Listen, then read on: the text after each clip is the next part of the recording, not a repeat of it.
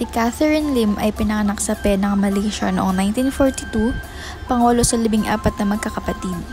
Nagtapos siya ng BA English Literature mula sa University of Malaya sa Kuala Lumpur noong 1963. Noong 1967 naman, lumipat siya sa Singapore at simula noon ay doon na siya nanirahan. Nagsimula siya magturo sa iba't ibang paaralan mula 1970 bago naging project director sa Curriculum Development Institute of Singapore or CDIS noong 1980. Sa CDIS, umangat siya bilang deputy director para sa English Language at Social Studies. Bukod dito, nagtapos siya ng PhD sa Applied Linguistics mula sa National University of Singapore noong 1988. Noong 1990, lumahok siya sa Fulbright program sa Columbia University at University of California, Berkeley sa Estados Unidos na nagpatibay ng kanyang kredibilidad bilang asang akademiko at manunulat. Noong 1992, nagbitaw siya sa akademya upang maging full-time na manunulat at sa kalaunan ay naging isa sa mga pinakarespetadong literary figure sa bansa, hindi lamang bilang manunulat ng katang pampanitikan, kundi bilang komentaryong pampolitika rin. Ang Singapore noong 1967 na nadatnan ni Lim ay isang makasaysayang yugto sa bansa. 2 taon pa lamang matapos itong humiwalay sa Malaysia at itatag ang sarili bilang isang malayang republika. Sa ilalim ng pamumuno ni Lee Kuan Yew, nagsimula ang agresibong modernisasyon, industrialisasyon, urbanisasyon at ang pagpapatatag ng isang multiracial, merit-based na lipunan. Kasabay nito, ang estado ay nagpatupad ng mga polisiya upang kontrolin ang mga kaayusan at diskurso, kabilang ang national service, public housing, at mga restrictions sa media at opinyong pampubliko. Sa ganitong sistemang technocratic at paternalistic, namuo isang politika ng pag-unlad kapalit ng katahimikan.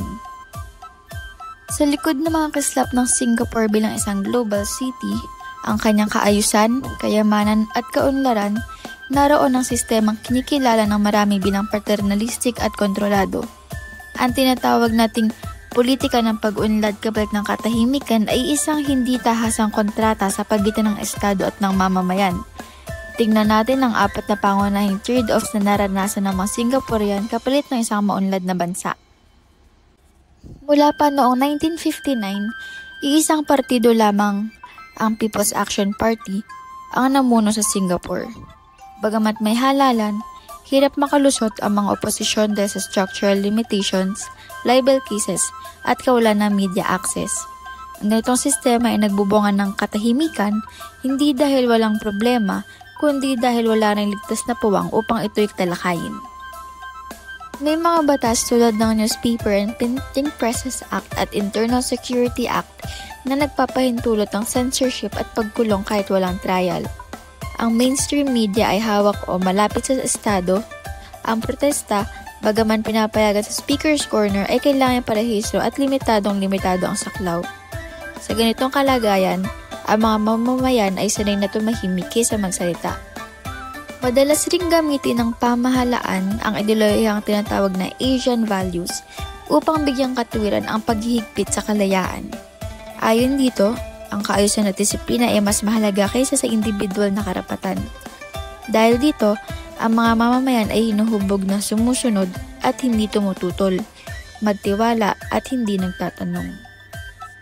Ang takot sa parusa o pati sa pagiging out of place sa lipunan ay naghuugat sa kultura ng self-censorship. Idinadagdag pa ang konsepto ng kiasu o takot matalo, kaya mas pinipili ng marami na huwag na lang makialam. Sa ganitong sistema, nakapipinsala man ang hindi pag-imik, ito'y naging bahagi na ng normal. Ang modelo ng Singapore ay isang modelo ng tagumpay, ngunit ito rin ay halimbawa ng isang pagsikil sa pluralismo. Kung ang kalayaan ay pinagpapalit sa kaayusan, kailan natin masasabi na ang katahimikan ay bunga ng kapayapaan at hindi ng takot.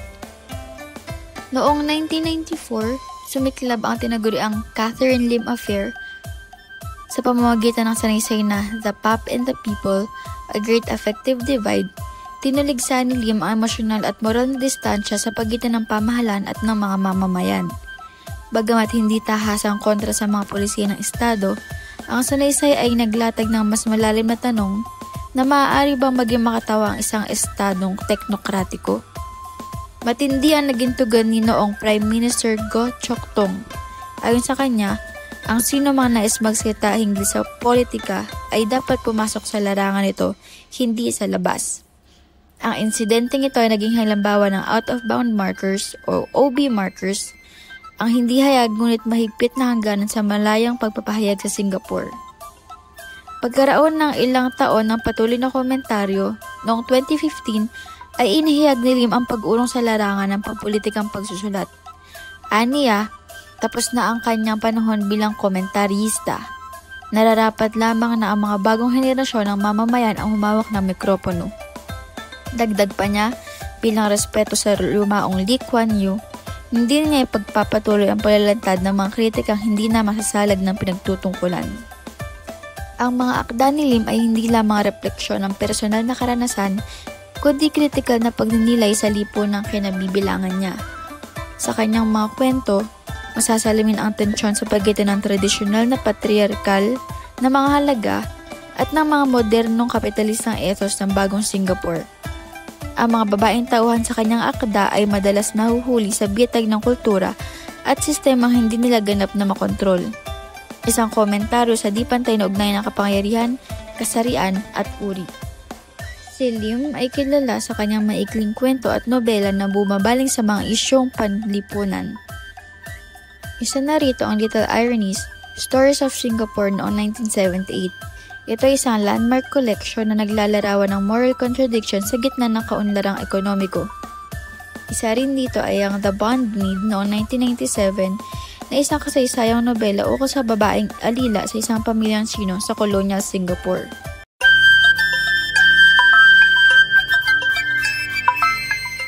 Isa sa mga akda ni Catherine Lim ang The Taximan's Story na nakapaloob sa kanyang unang koleksyon ng mga maikling kwento na Little Ironies, Stories of Singapore na nailathala noong taong 1978. Sa The Taximan's Story, itinatampok ang masalimuot na kaayusang panlipunan, partikular ng Singapore, na maaaring nahubog bunsod ng paglipas ng panahon. Lantad dito ang mga maituturing na karaniwang issue na nagmula at mahahalaw sa perspektibo ng pangunahing tauhan na isang taxi driver. Bilang pagbubuod sa akda bago ihapag ang pagsusuri rito, nagsisimula ang kwento sa isang karaniwang tagpo. Mayroong sumakay sa taxi na isang babae na kalaunay na pag-alamang guro. Sa kanilang biyahe, nagsimulang magkwento ang driver at nariyan na ang tungkol sa kanyang buhay.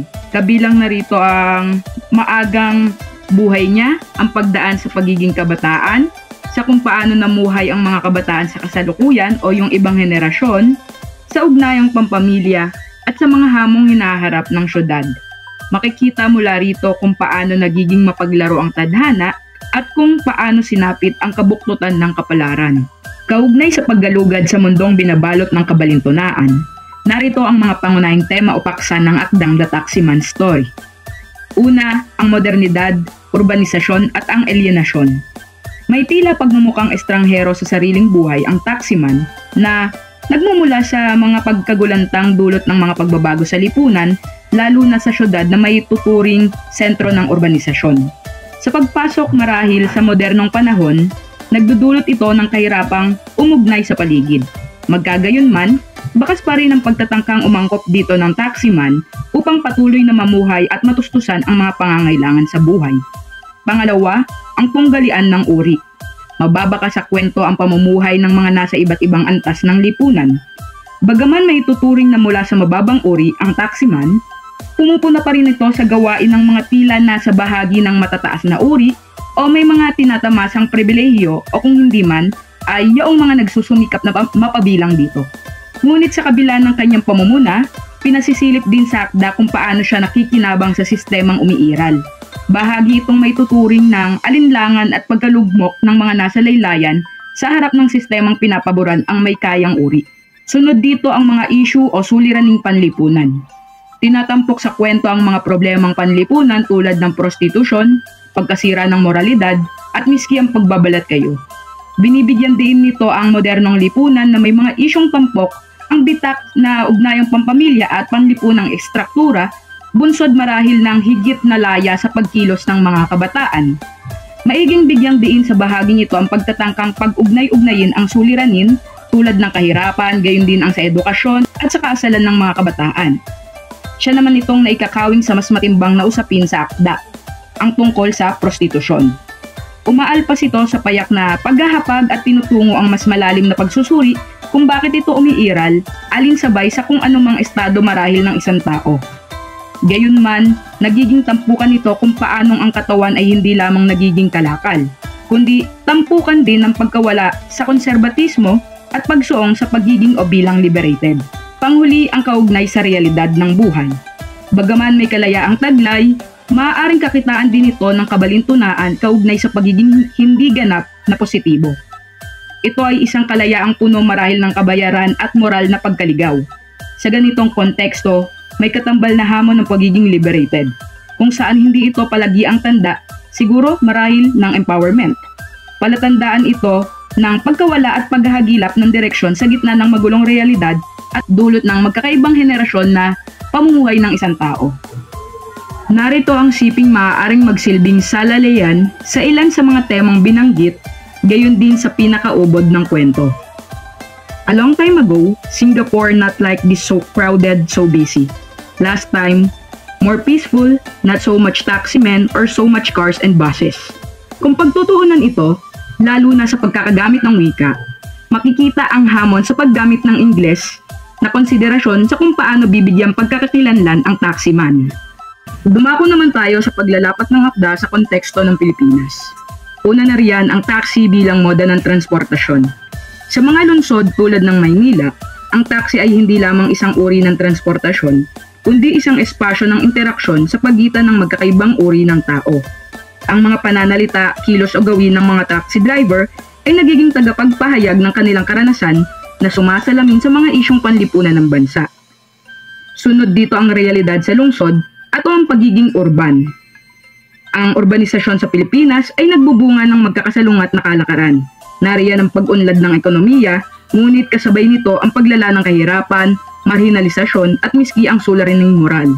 Sa pagbibigay tuon sa nightlife culture at sa sex work at ang bahagi nito o isang uri nito na prostitusyon na isa sa ilalim natin maging sa realidad sa lungsod at yung pagiging urban, makikita na tulad sa Singapore, umiiral din sa mga lungsod sa Pilipinas ang nightlife na madalas nauugnay sa prostitusyon at eksploitasyon ng katawan, lalo na ng mga kababaihan. Sa ilalim ng liwanag na mayroon ang syudad miski sa pagsapit ng dilim, may mga individual na napipilitang ipagbili ang katawan dahil sa kahirapan, hamon ng edukasyon, at o dahil sa maling pangarap ng mabilis na pag-asenso. Dito natin iuugnay ang sunod na paglalapat ng akda sa konteksto ng Pilipinas. Nariyan ang hamon ng konserbatismo. Habang may mga kabataang nagnanais maging moderno at malaya o liberated, patuloy namang umiiral ang konserbatibong pananaw ng maraming Pilipino, lalo na sa usapin ng kasarian, moralidad, at syempre, sa gampaning tinutugunan ng mga kababaihan. At bilang panghuling paglalapat dito ay ang pagiging salawahan. Maraming Pilipino tulad ng taximan sa akda ang nagpapakita ng konserbatibong imahe, ngunit sa likod nito ay may pagkukunwari o pagiging doble kara marahil. Halimbawa, habang binabatikos nila ang mga kabataang liberated, sila rin ay nakikinabang o tahimik na sumusuporta sa sistemang kanilang kinokondena. Ipinapakita nito ang salimuot ng moralidad sa isang lipunan na maaaring ituring na may mababaw na doble karang pamantayan. Sa ganang ito, inilalahad ni Catherine Lim sa The Taximan Story ang isang masalimuot ngunit matalim na pagtingin sa makabagong pamumuhay, partikular sa Singapore na nailapat miski sa konteksto ng Pilipinas.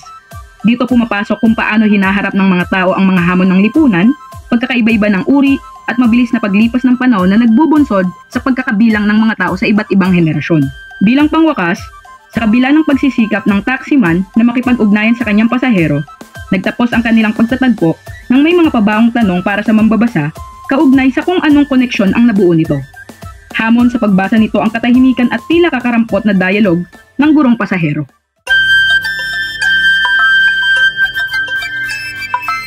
I was very sad because I don't like to sell cakes. I like to learn in school. Pinili ko itong linya para magsilbi na ring pahayag na tesis ng pagsusuri sa akda at dahil na rin sa litaw na hugpungan ng akda at ang koleksyon ng mga akda ni Catherine Lim na Little Ironies. Sa unang bahagi ng akda, malinaw ang pagbabanggit at pagsasakonteksto ng lugar at panahon ng mga pangyayari sa akda. 12 ng Hulyo taong 1976 sa kasaysayan ng Singapore, ang panahon ng 1970s ay inaalala bilang panahon ng kaunlaran sa ekonomiya. Ayon ito sa mga textbook sa kasalukuyan. Subalit sa kasaysayang mula sa tunay na danas ng mga tao na nabuhay noon, ang 1970s ay panahon ng muling pagsibol ng karahasan ng mga komunista at pagbagsak ng Singapore. Gayon din, litaw ang mga implikasyon sa akda ng kaguluhan sa paligid ng isang batang mag-aaral sa elementarya na si Tan Gok Peng. Kaugnay nito ang sapilitang child labor na dinanas ni Tan Gok Peng sa kanyang tatay. Labag sa kanyang kalooban na tumulong at magbenta ng mga cake dahil mas interesado siyang pumasok at matuto sa loob ng paaralan. Subalit wala siyang kalayaan na piliin ang pag-aaral dahil nakatira siya sa isang bahay kasama ang kanyang tatay, at kapag mayroong hindi nasusunod o maliit na bagay na ayaw ng kanyang tatay ay nagiging bayolente tungo sa kanyang nanay. Mula rito, nagkakaroon ng negatibong epekto sa development ng bata at kahirapang makapag-aral dahil sa magulong paligid sa kanyang tahanan at pamilya. Bagaman ganoon, lumilitaw ang mas malalim pang krisis na dinanas ng Singapore. Makikita sa paraan ng pagbuo ng mga pangungusap at tono ng pagsasalita ni Tan Gok Peng sa kanyang mga komposisyon ang hirap, vulnerabilidad at kamalian sa gramatika.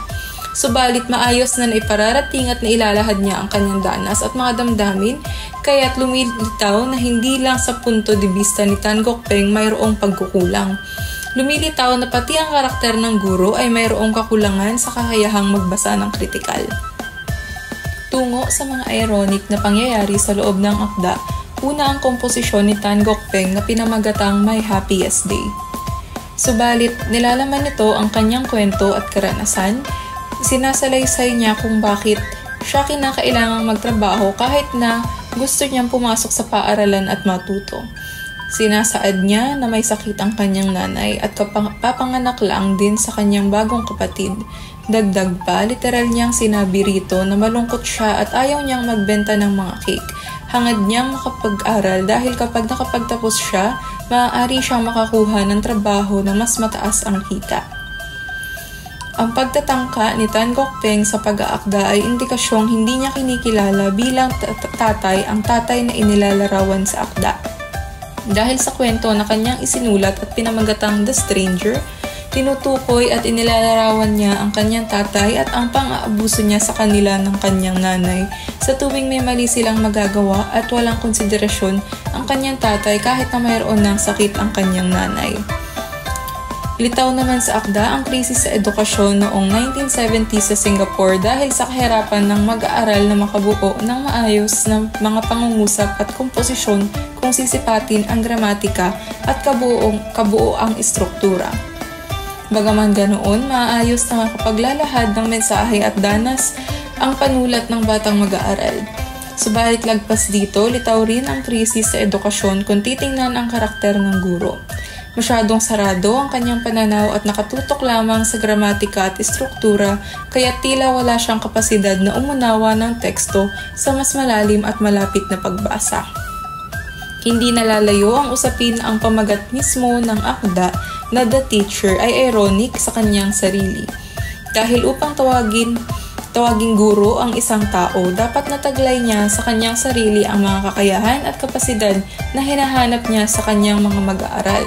Subalit ang karakter mismo na guro sa loob ng akda ang mayroong pagkukulang na umunawa at magbasa ng masinsinan kung hindi isasaalang-alang ang istruktura at gramatika sa panulat ng mag-aaral.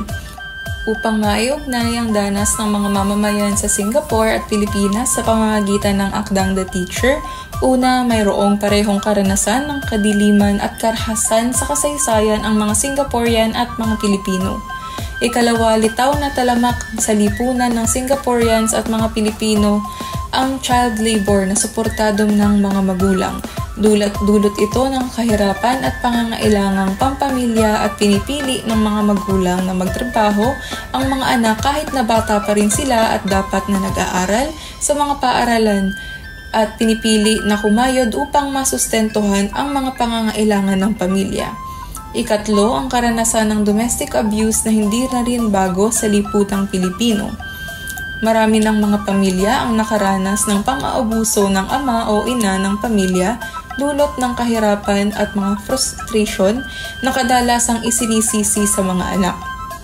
Ika-apat, ang krisis sa sistema ng edukasyon na hanggang sa kasalukuyan ay nararanasan ng mga Pilipino.